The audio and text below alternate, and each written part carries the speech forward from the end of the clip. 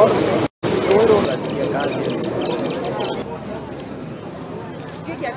up to a serious disaster in my Mahiu, Naivasha constituency, Nakuru County.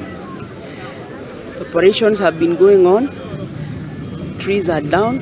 There are bodies. They are still looking for more bodies, I hear. It's just sad. It is a sad moment for us here. Calling from all over. I hear it's a dam that has broken from Kijabi, but the damage is magnanimous. It is something that we have not seen. Rescue those who are still trapped. We've mobilized ambulance services, and quite a number of people have been taken to the Naivasha Sub-County Hospital, while a good number are being treated at my Mahiu Level 4 Hospital and also private facilities within this vicinity. It is massive, both to property and to life, but all agencies have been mobilized, starting with the county government of Nakuru through our disaster preparedness department.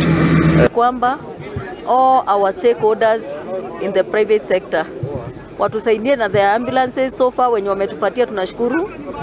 The Red Cross tunawashukuru sana, lakini waendelee pia kututumia. Tunahitaji pia msaada wa kidharura. We have so many people affected, wengine hatujui mahali wako, wengine hospitali zimejaa. Kwa hivyo we are calling upon all our doctors, all our specialists kindly to put the strike aside and come and assist us. The situation is a horror. It's like a horror movie you are seeing. Siku wa leo tumepata madhara makubwa zaidi. Maji yametokea huko juu, huko Kijabi ile ya samani, Kijabi mzee, yakakuja na nguvu nyingi sana, na maji yameleta madhara ambayo hayajaonekana Mai tangu tuzaliwe, sababu imebeba watu, imebeba manyumba, imezoba baka magari. Haya, nilifoti turathi na mbere na kurumanira na makiri ya kumanagia